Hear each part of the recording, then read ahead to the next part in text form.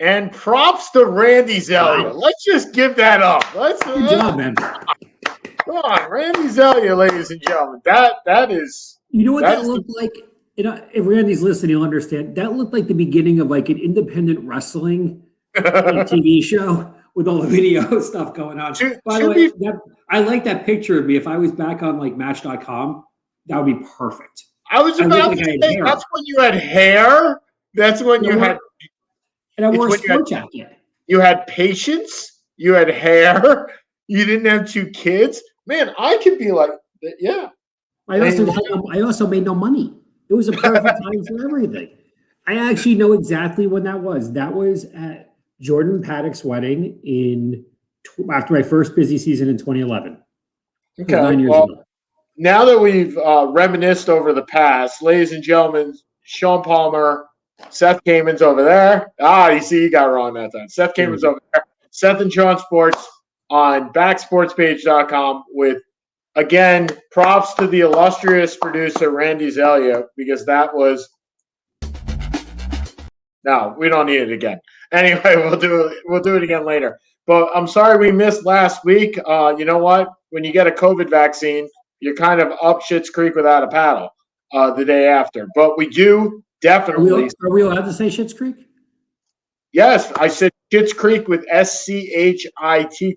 Oh, like the TV show that won all the awards. Exactly. Up Schitt's Creek without a paddle. Exactly. But anyway, definitely look, get vaccinated. You know, it puts you down for a day, but at the same time, short-term loss, long-term gain. Absolutely get the vaccine. If you've noticed, there is a new background for me. I am in Dallas this week. I am not covering the Cowboys, and I am not covering the Rangers, but it is beautiful outside today, so I'll take that. And making my way across the country, and we missed our baseball preview, but let's touch first upon Baylor and Gonzaga from last night in what was underwhelming final compared to the Final Four itself, Seth? Well, compared to the Gonzaga-UCLA Classic, which is one of the 5 best tournament games in the last 30 years, this is exactly what I had thought was going to happen after the UCLA game. I thought Gonzaga would have beaten Baylor in a normal situation. Baylor was sensational last night. I'm not sure Gonzaga on their best day was going to beat them. But Gonzaga had nothing left after that absolute epic game against UCLA, where they won on the Jalen Suggs 35-foot bank shot. By the way, do you know who does the Gonzaga radio show? Who does the Gonzaga radio? It's Adam Morrison. Who? Adam Morrison. Oh. So he looks so clean. He's clean cut now. It's weird. Well, he's kind of like Ron Jeremy, and he's in shape. Is he in jail? Is Ron Jeremy in jail? Man, you got to catch up on your. Yes, Ron Jeremy's in jail. Oh, did not know that. Okay. Yeah, so what happens, and I mentioned this on my Facebook wall, and I mentioned this with people I speak with. Games take a lot out of you. Absolutely. And Baylor had a walkthrough against Houston, who really they made the Final Four, and all credit to them. But let's be honest, they didn't beat any good team along the way. Barely beat Rutgers. Nothing personal. That's not an affront to Syracuse. Barely beat Rutgers. Barely beat Oregon State. I mean, Syracuse, let's be honest, Syracuse did not put up much of a fight against them either. No. But again, as we've learned, if we really want to bring up Syracuse basketball, we can bring in Mike, we can bring in Paul Miyake, we can bring in Nabate, we can bring in Zach Siskin. I can have them all on the show. I could just walk away. But Houston wasn't. It kind of felt like when Marquette went with Dwayne Wade and back in the was it 2003, 2004, around then, when they made the Final Four after beating number 1 Kentucky. And they lost by like 40. And that was what the Baylor game felt like. Most boring Final Four game I've ever watched live. Yeah, the UCLA one. I mean, the Baylor, Marquette. No. Marquette game. Yeah. I forget who they played. Was it Kansas? Yeah. Oh, that's the game. That's the year you guys won the championship. I apologize. We basically slept through the Final Four. The first game of the Final Four, all Syracuse fans just sat there and we're like, all right, can we get to our game? Can we get to our game? Come on, we don't care. It was horrifying. It was. But That's what the Baylor game felt like. And UCLA, I mean, I don't think Gonzaga played bad. I think UCLA played out of their minds. And I know you didn't get to see the whole thing, but it was brilliant. It was a game similar. It was a half a step behind Duke, Kentucky, 92. It was in that, the other kind of the next tier down. You want to say, I'm just kind of thinking of Nova, UNC, 16, stuff like that. Just a classic game. And what was so great was because nobody saw UCLA coming really. And games like that take something out of you. This happened in Duke in 92 when they beat UNLV. Now, again, they won the championship over Kansas, but they also had 5 pros and Kansas had nobody. And this happened in Wisconsin in 2000, I guess it was 15, when they beat the undefeated Kentucky team led by Karl Anthony Towns. It took everything out of them. And then they barely lost to a good but not great Duke team in the final. Games like this happen. So definitely the NCAA tournament does not necessarily crown the best team in college basketball for the year. No. Nor does any Super Bowl, nor does any NBA Finals, nor does any Major League Baseball playoff, the World Series. That's closer though. That's 4 out of 7. Typically, you'll see that 4 out of 7, but you got to get there first, right? So all these are series that you have to get there.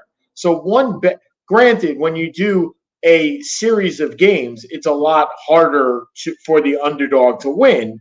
But in all these cases, the playoffs are not necessarily the best team that comes out at the end. The Giants have not been the best team in any of their Super Bowl wins. Maybe Denver. Okay. One of their 4 Super Bowl wins. They were the best team, right? Does it hurt you to say that the Giants have 4 Super Bowl wins? No, it doesn't. Just a little bit. Not at all. It actually doesn't because now you have Zach Wilson, so everything's okay. No, I rooted for him on all 4. Why am I? Did you root for them? Well, I understand 3 of the 4 because they were against AFC East. AFC East teams. Jets and Giants are not the same as Yankees and Mets, Rangers and Islanders. Maybe close. Yankees and Mets isn't a rivalry. It's only a rivalry to Mets fans. Yankee fans don't give a crap. Okay, but I'm saying it's not the same. It's not.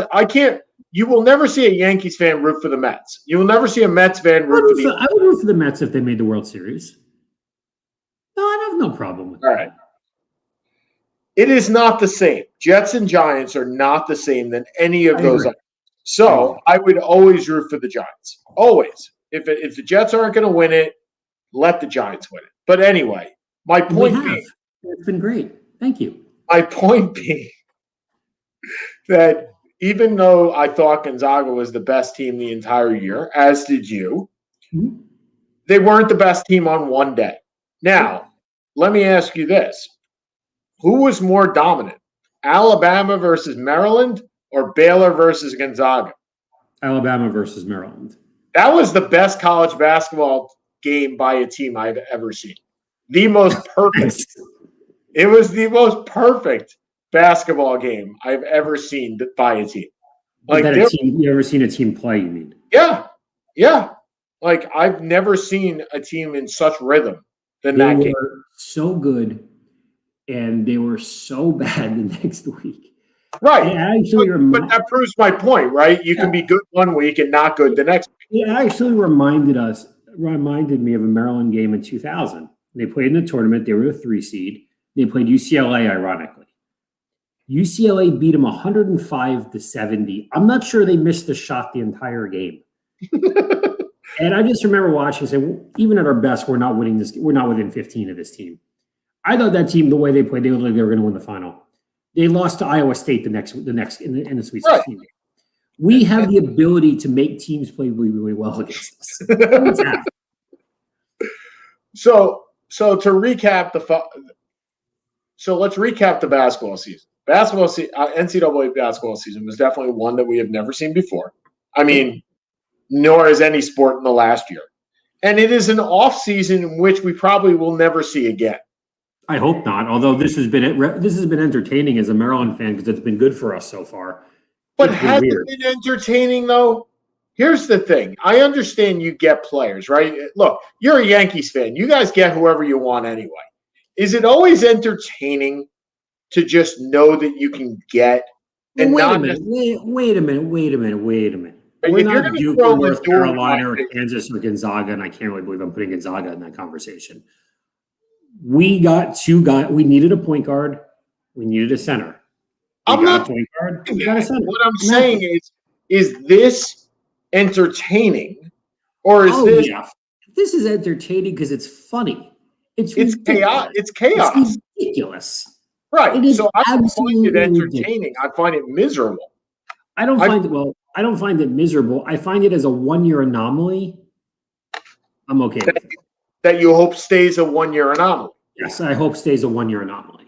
I mean, that's what I'm saying. Like, we hope that we will never see a off season like we are seeing right now, because this is awful.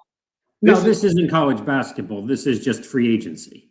Right. And that's kind of what I was getting at, is that you might as well pay these guys because they're moving like they're being paid.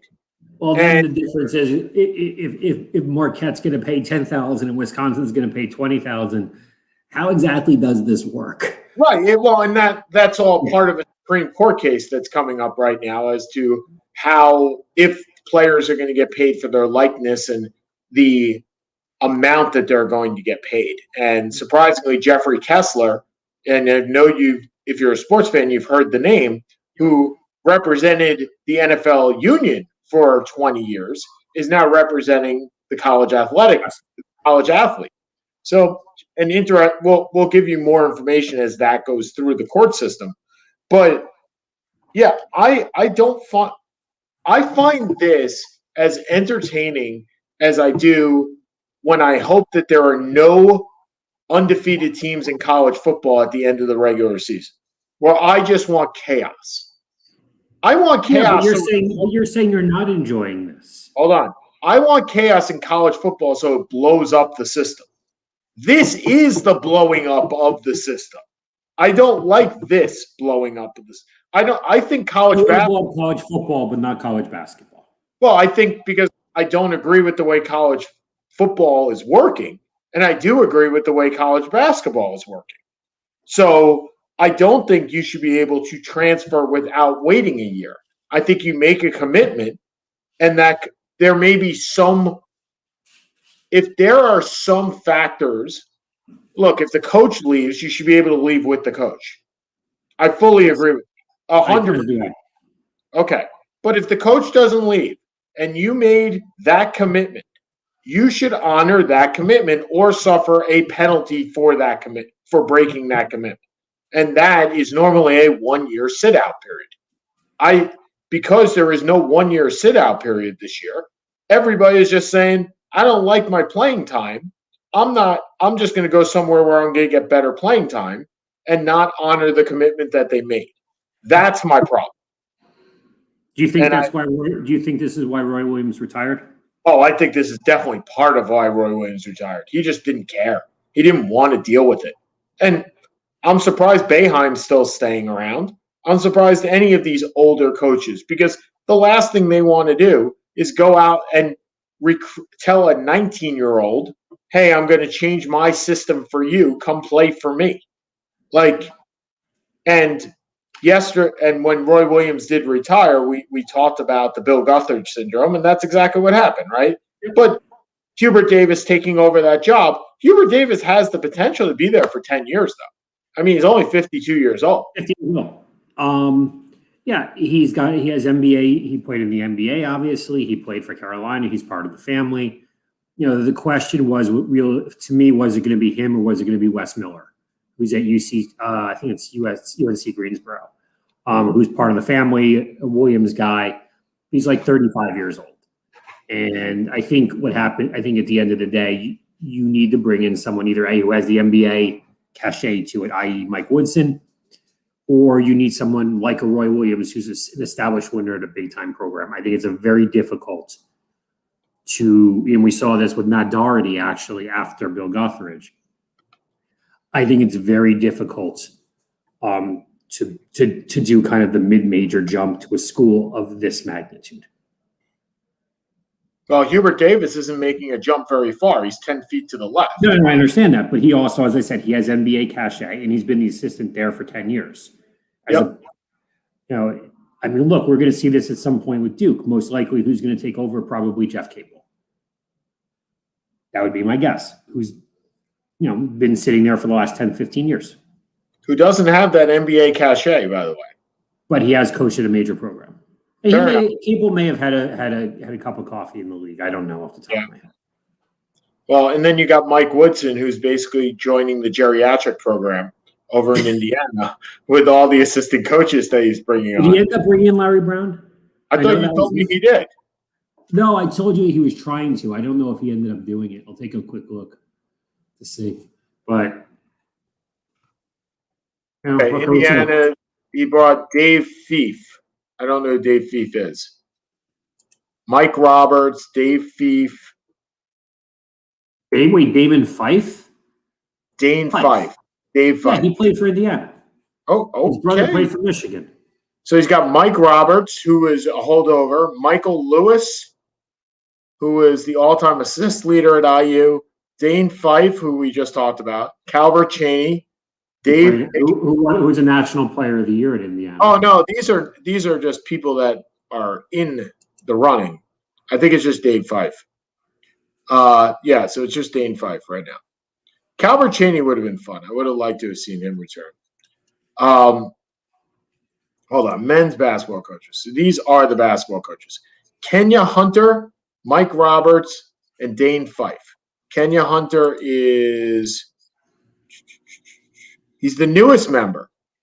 He coached for 5 seasons at Nebraska. Well, there's under Tim Miles. There's an up and coming program. Well, don't tell Fred Hoiberg that. Well, Tyronn Lue ain't walking back through that door. And for those of you who know, that's where he played college. And Mike Roberts is a former Hoosier, and so he played from 2001 to 2005, and he was part of the staff which attracted number 13 class, including Mr. Indiana Basketball, who's going to Indiana. And his name is not Jimmy Chitwood. So there's Mike Woodson. Now, Mike Woodson definitely there to placate the alumni, right? I mean, there's no other reason that Mike Woodson returns to Indiana. I think there's a bigger problem. I think Indiana can't recruit the coach that they want. So there's only 2 ways you can go when you're a school of like Indiana, where you believe you are up here, and the rest of the country kind of believes you're kind of around here. Yeah. And it's either A, you brought in Chris Beard, or someone along, Mark Few, or someone at that top level, and paid him. And paid him accordingly, or you bring in an alumni. Yeah. Who brings you back. Woodson was, I think, the captain, or not the captain, played on the 76 title team, the last team to be undefeated, thanks to Baylor. Those are your 2 options.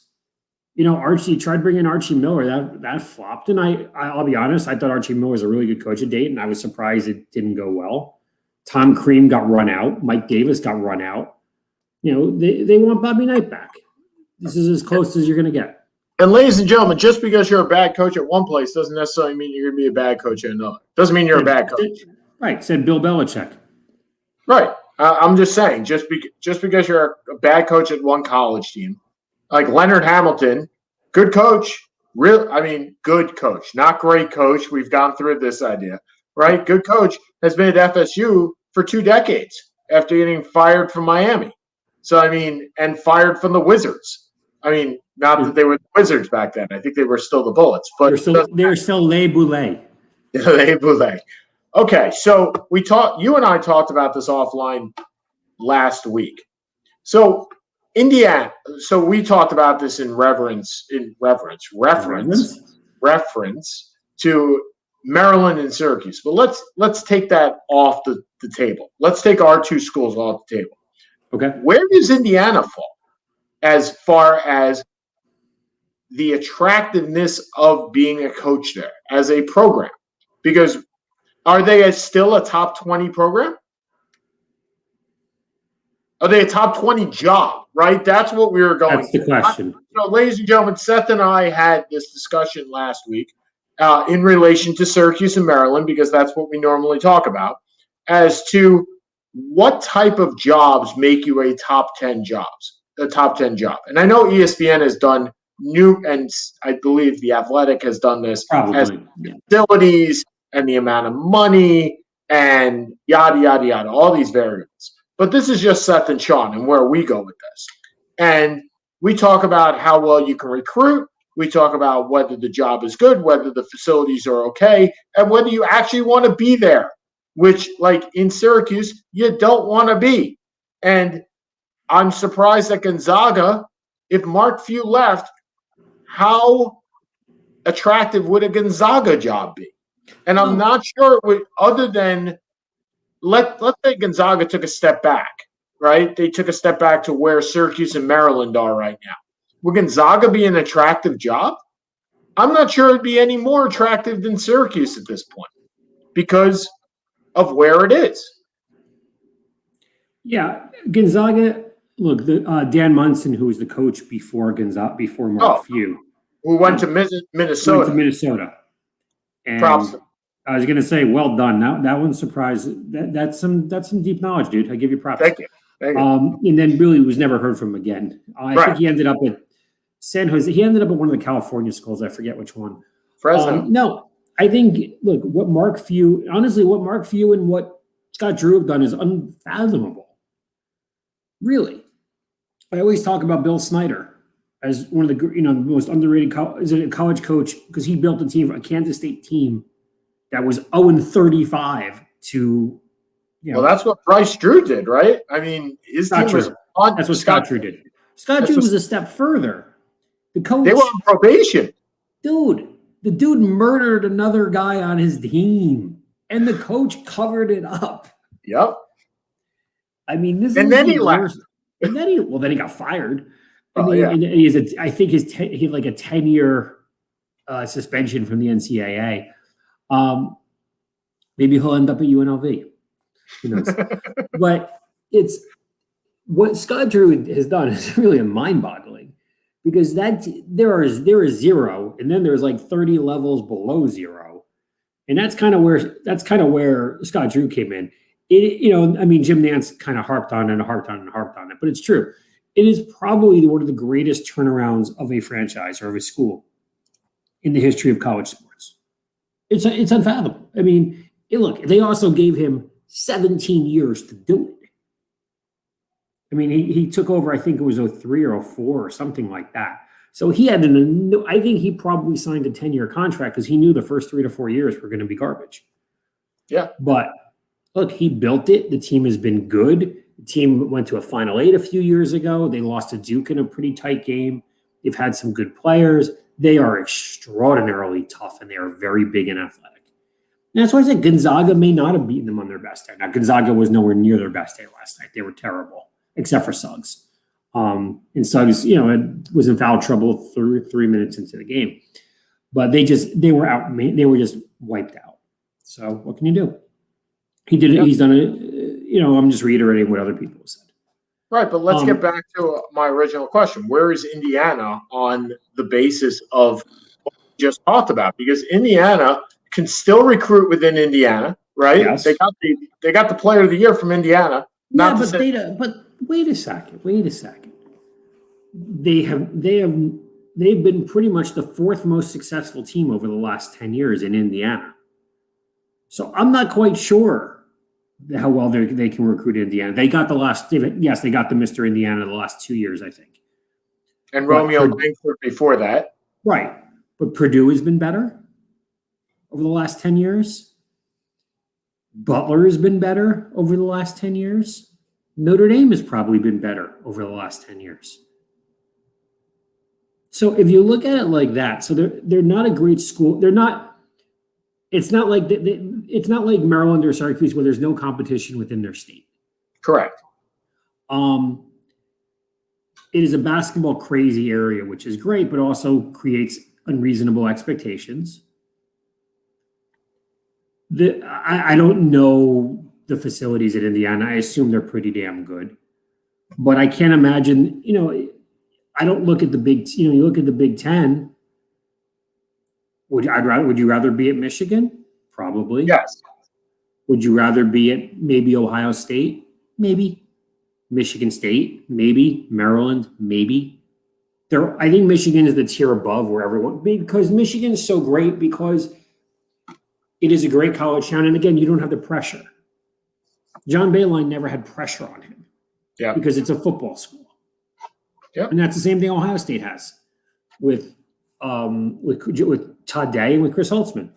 It's a football school, meaning you're not going to go. Typically, the fan base will be patient and will not go crazy. It takes a long time. Shaka Smart took 6 years. He didn't win one tournament game. Well, I was going to go there next. I was going to be, how long do you think Chris Beard has at Texas, being at a football school, to succeed? Because they hired the guy, right? Chris Beard was the guy. There was no other guy on their radar. No. How long does Shaka Smart was an outsider from the very beginning. Shaka Smart was an outsider. So Chris Beard is not an outsider. How long? Nope. 4 or 5 years. But again, depends what we're talking about. I mean, they can win a national title in 2 years.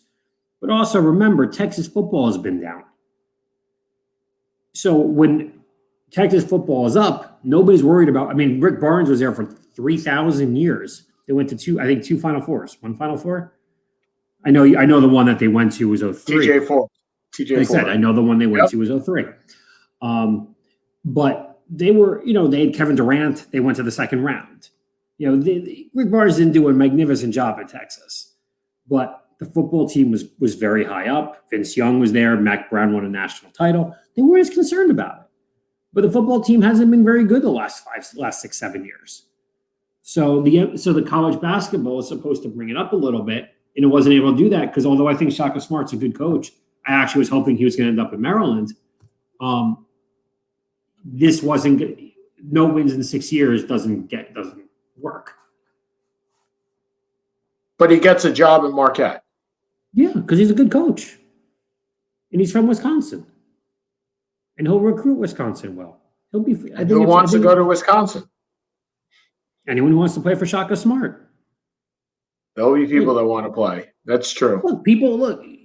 Why does anyone want to go to Syracuse? Why does anyone want to go to Maryland? Why does anyone want to go anywhere? They want to play. Yeah. The number one recruit in the country is not going to Wisconsin. Is not going to Marquette. But if he's going to go back to the 40 minutes of havoc or whatever he's going to run, they're going to be athletes and they're going to be players who fit the style, and he'll go for them. Sure. Look, the top 15 guys are going to go to the same 5 schools every year. We know this. As I said, I can't believe Gonzaga's in this conversation, but they are. It's Gonzaga, it's Duke, it's Kentucky, it's Kansas, it's North Carolina. There's your top 5. And then you'll have a couple that'll go to all. But I mean, those are your top 5 schools. I'm not saying they're top 5 jobs. I'm saying they're your top 5 schools for college basketball at this point. Right. No, you're right. Okay. So I don't want to answer that.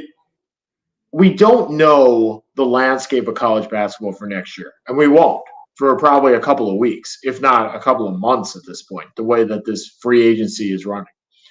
But is Gonzaga bringing back a team that can run it again? I don't know. Here's Gonzaga's deal. Suggs is gone. Yep. Kispert's gone. Yep. Timmy we don't know if Timmy's gone. They're getting Hunter Sallis, who's a 5-star point guard. They're the favorite to get the number one prospect in the country, Chet Holmgren, who's a 7-foot center from Minnesota. They still have Nembhard. They'll be fine. I mean, they're not going. I mean, I don't know if you saw the preseason that both the ESPN and the Athletic came out with their already preseason top 25. No, but I heard Syracuse is 14 somehow. So I was very happy. You know where we are on ESPN? I think you're 7 or 8, right? 6. But that's based on it's based on Wiggins and Ayala coming back, which I'm not sure is going to happen. I'm looking at the Athletic right now. They have us at 11. I think we're at 25. So, which, yeah, I mean, I'd be fine with whatever. It's Which is preseason. fine too. That means we're both in the tournament. That's all I care about at this point. But yeah. So all right. So we're gonna skip a little bit of the NFL for now. NBA is still going strong. NHL is still going strong. But you know what? Baseball actually started a couple of days ago. Not sure anybody noticed other than my fantasy league team. But there was a re-signing of Francisco Lindor, which was pretty big for New York Mets fans. And more importantly, it was pretty big for Mets fans because it showed the fans that we're in a new era, right? If you don't re-sign Lindor after that trade, Steve Cohen's words meant nothing. Like, they were just garbage. And so making a commitment to Lindor, making a commitment to the Mets. And look, the Mets are a good team. I am not going to pick them to win the World Series because as long as the Dodgers have the Dodgers money and the Dodgers talent pool, it's going to be the Dodgers. But I like the Mets' chances of coming into the playoffs. And your Yankees are off to a pretty good start because Stanton and Judge are both healthy. So we'll wait. Last 2 weeks. We'll wait 25 games and then see how that works. See what happens. I mean, look. Right now, Baltimore is leading the division, so I'm not really holding. That'll last another week. You think? Yeah, maybe. It's been a long day. It's been a long week, but overall, look. You asked me a couple of weeks ago if I was going to follow baseball again this year and whether I was going to make a return. And I will tell you, is it a fair question to ask after absolutely fair question to ask. I was going to elaborate on the answer. I think it's absolutely a fair question to ask. I am, and I will, and I have. I have not watched a game yet, but I have become more involved. And I think a lot of that, much the same way as football fans may not be football fans, but they are fantasy football fans. I may be turning into a fantasy baseball fan as opposed to just a baseball fan. Like, I'll watch a game here, a game there, but I thoroughly enjoy playing in my one fantasy league, which is just hitting stats. There's no pitching in it. So it makes it a little bit easier to judge. But I haven't watched a baseball game yet, which is kind of surprising to me. I'm in Texas where they actually have full stadiums for some ungodly reason. Because, do we have to have that discussion? Well, because I'm in Texas. And I've thought about going to a game. The game tomorrow is at the game tonight is at like 7:30, and I had thought about going, and I was like, yeah, 45,000 people in very scrunched quarters is probably not the best of situations. So I decided not to do that. But it wasn't even a big idea. It wasn't something I was itching to do. And I know, Seth, you're not a huge baseball fan in April or May or June or July or August. No. And when we get to September, we're kind of there. And then we move on to October and you're okay. Yeah. Because it's kind of like the default of 3 aces. The Yankees always start with 2 aces on the board. And then it's, can they screw it up, or do we just ride out the 2 aces and hope that we win the hand? And that's the way I feel about the Yankees in general. I'm not sure if you saw the Red Sox new uniforms today, if you want to talk about something different. I have not. They are bringing out a yellow uniform, my friend. Oh, no. Oh, yes. The first time that they have ever had a uniform without red in it. It is bright, stinking yellow. Oh, my. I think we could share it. Hold on. We should share it. I got to find it, but it is blood. Is that ugly? It is blood-stinkingly awful. Let me see if I can open the image. All right, here we go. So let's see if I can open this up. It is blood-stakingly awful. Overlay. Why can't I just show a picture? Can I just like share something? Or if I do that? Nope, that's not it. We'll figure this out. You just wanted to make me look smaller. That's fine. All right, there we go. I will figure out how to do that, but it is blood awful. It is disgustingly awful. Overlay? Nope. Okay. Hold on. I'm gonna get it. So anyway, yeah, they have decided to Nike. Why don't I just do this for you? Did that do it? Nope, it did not. Okay, I got it. I'm gonna figure this out. Logo. Hold on, I got you. In the right top right corner is the Boston uniform, which is absolutely disgustingly awful. And so that is what it looks like. And now I know how to do this, by the way. So that's something that we can look at. But we'll go back to our Back Sports, Seth and Sean Sports Radio. But anyway, so World Series picks for yourself, sir. Where are we looking here? World Series picks. I'm going to go really, really, really far out on a limb here. Yankees. Well, Dodgers. let's go playoff picks first. So Okay. At least we give some rise through. Oh, what'd you do here? You added that. Oh, okay, there we go. See, So I actually figured out how to do the share. How about that? Hold on. I can't figure it out, but you did. Okay, so this is the standings right now in the AL. So, or we went off of it. So, what are you looking to do? All right, I'll just go through the American League East. American League, pretty simple. Sure. I think the Yankees win the East. I think the White Sox win the Central. I think Houston wins the West. Okay. And you got some wild cards for me? I will go. How many we got? We got two, right? Two this year. Okay, so I will go Angels and Twins. Bringing up the Twinkies. I like it. So the Rays and Red Sox both don't make it from the AL. Okay. I am going to take the Tampa Bay Rays to win the division. In the Central, I'm going to take the White Sox, and in the West, I'm going to take the Angels. Maybe Mike Trout actually plays in a playoff game this year. That would be nice. That'd be nice. Yeah. So your wild cards are the Yankees. It's just like, the Yankees and the Twins. The Astros don't make it. I don't understand how I picked against the Astros, but the Astros don't make it. Maybe because I just want Trout to play in a playoff game. So the AL Championship Series will be the Tampa Bay Rays versus the Minnesota Twins. That's your dream one. Small market versus small market. It actually is, because much like football, I want chaos in baseball, and that would be fantastic before we ruin baseball next year with expanded playoffs again. And I will take Tampa Bay going to the World Series. All right, I will go Yankees over Houston in the FU. Oh, goody. That's going to be such an entertaining series for me to watch. My Lord. I think you'll skip that to watch Tuesday night football or Wednesday night college football or whatever else is there. I might watch Division III football over watching that.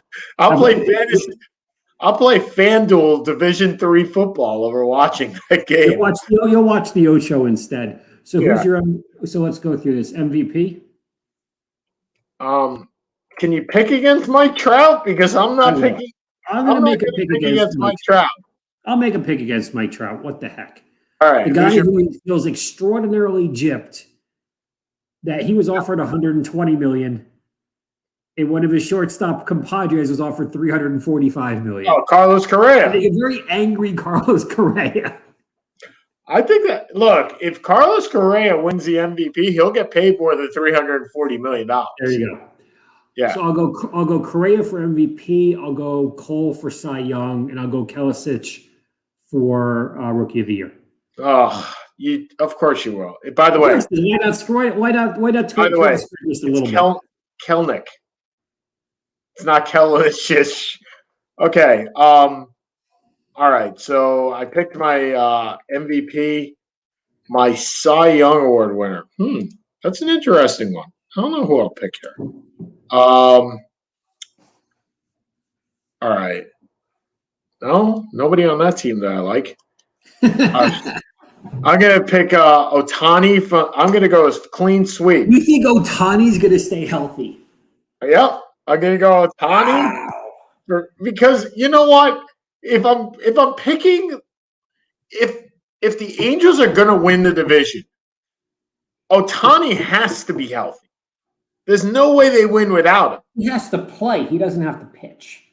Oh no, I think he has to pitch more than he has to play. Oh, because they have no staff. I get that. Right. I get that. So I think in order for them to win, he needs to pitch. And is there a more exciting player in Major League Baseball right now than him? I've never seen him play, so I don't know. So the other night he threw I heard over 100 and blasted a home run 420 feet. No. Okay. So Rookie of the Year. Is there anybody on the Twins? Now I'm just someone like Casey Mize from Detroit or something like that. No, pitchers don't win. Pitchers don't win. I'm going to pick Andrew Vaughn from Chicago as your. You can also pick Randy. What do you call it? Randy, the second baseman from Tampa. He's still considered a rookie. Is he really? Yep. Oh, yeah, no. Anyway, I'll go with our Andrew Vaughn, the power hitting first baseman from Chicago. Okay, so moving on to the National League. I'm going to pick the Mets to win the division. I know. The Mets to win the division. The Cardinals to win the Central. I can't believe I'm doing that again. And the Dodgers to win the West. The wild cards are the San Diego Padres and the Atlanta Braves, who have not won a game this year, who are 0-3. Either of you. Yeah, I'm 0-1. You still won a game. Fair.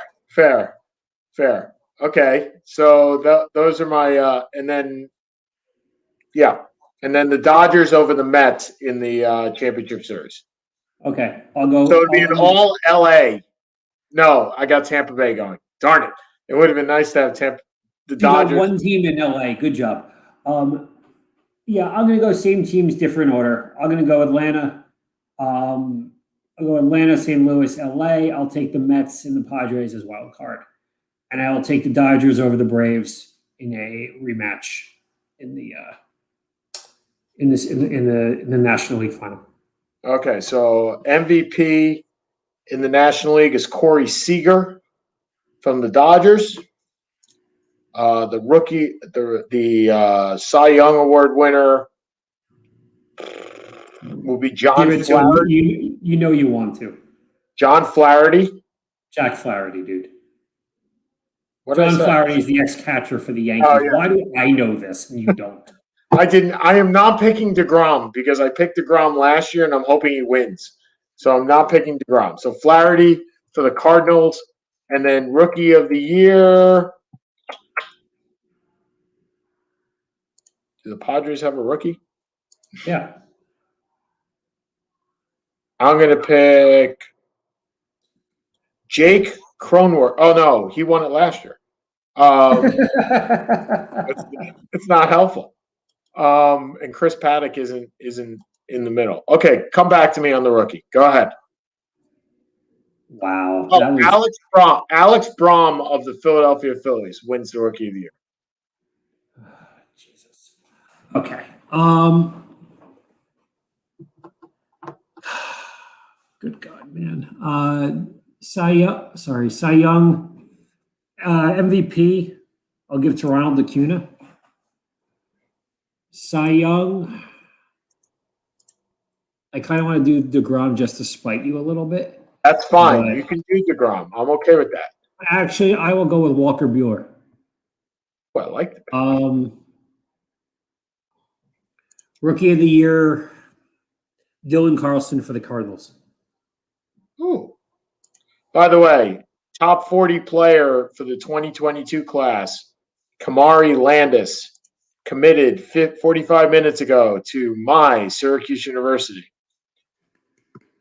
We can still recruit. We can still recruit. We can still recruit. How much did Jimmy pay him? $17.42. Worth every dime. Because he's a curmudgeon. That's why the 42 cents is what got him. There you go.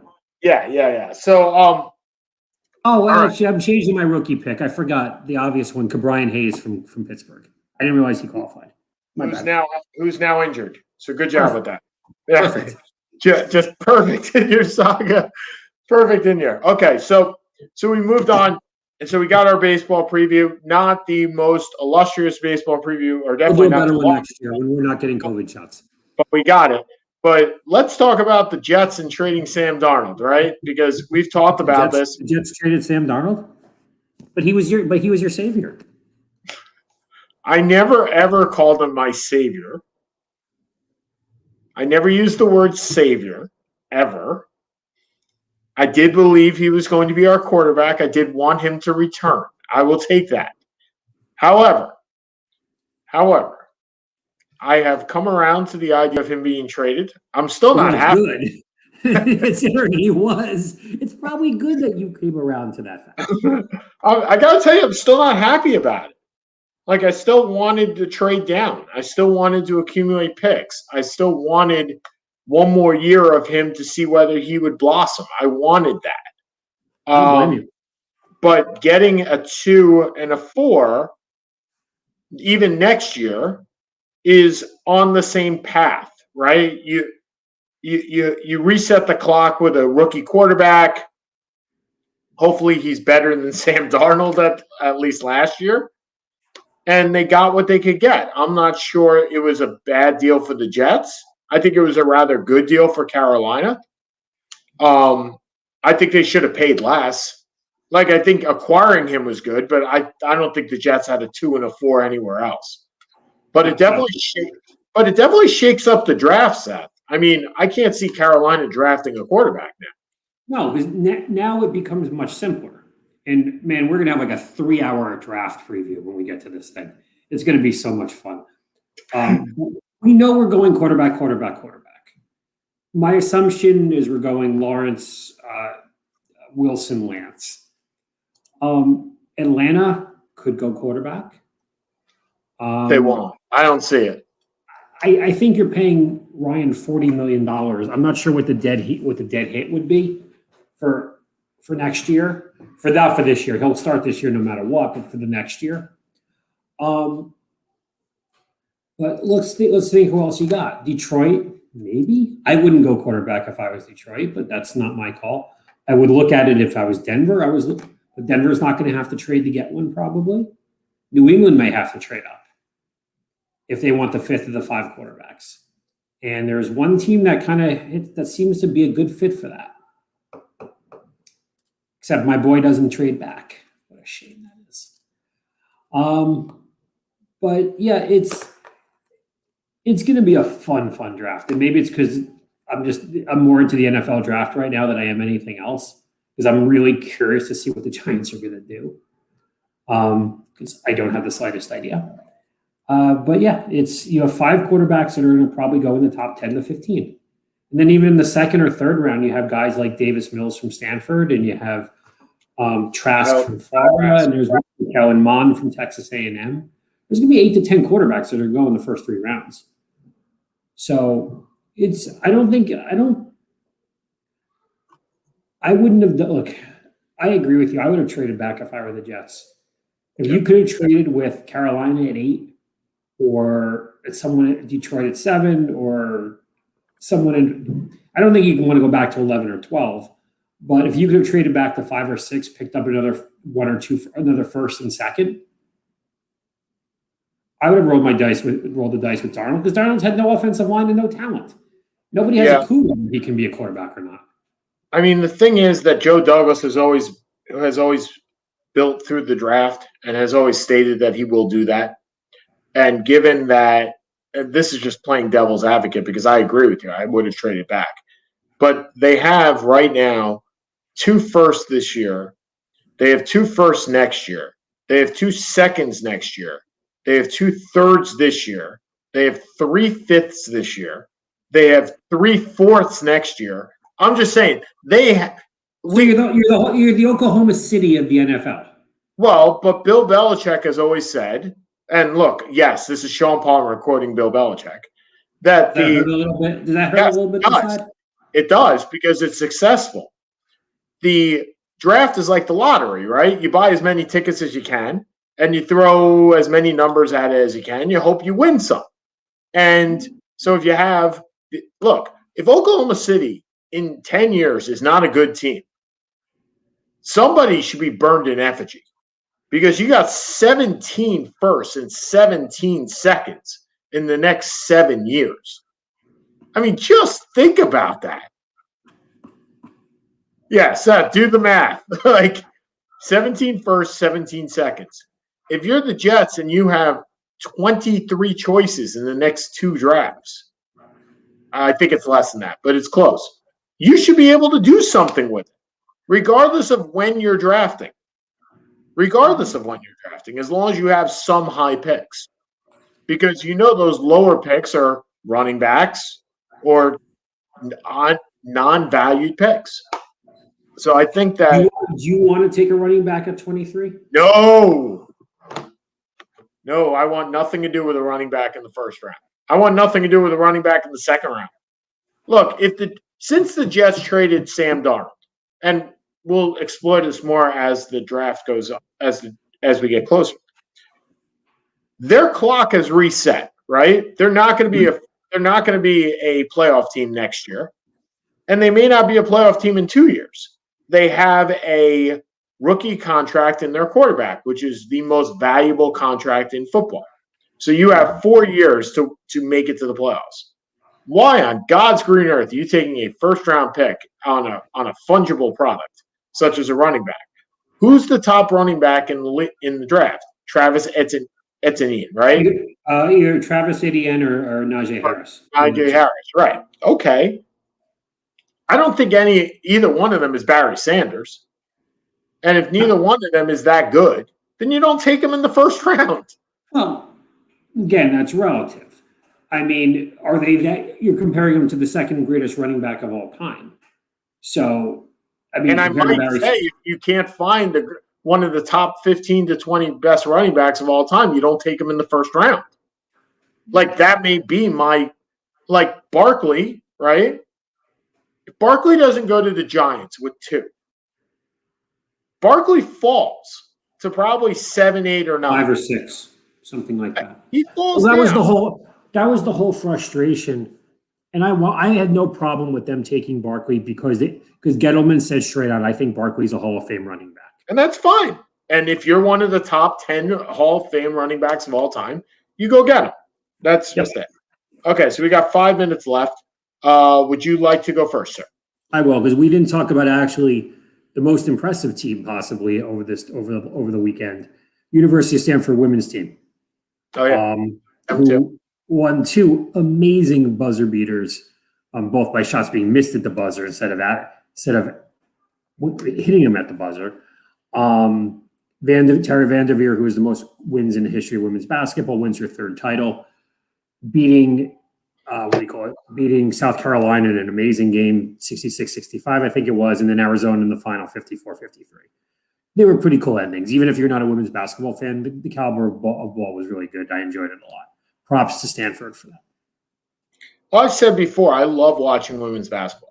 And sometimes I like watching women's basketball more than I like watching men's. And that's not because I'm watching the women, Seth. I believe. I didn't say that. I know, but it was coming out of your mouth. I think I have always thought women's basketball is better basketball. It's just better fundamental basketball. And I enjoyed the backdoor cuts. I enjoyed the pick and rolls. I enjoy the crisp passing, which I saw a lot of at Baylor last night. Baylor was tremendously good at passing last night, if nothing else. And if everything else. They were good at everything, but passing was their strong suit. And the thing that impressed me about Stanford and Arizona and the top women's teams is their ability to play fundamentals. And I really enjoyed watching the women's tournament just as much as I did watching the men's tournament this year. And looking forward to seeing it come back. And unfortunately, we're going to go through free agency in women's the same way we do it in men's.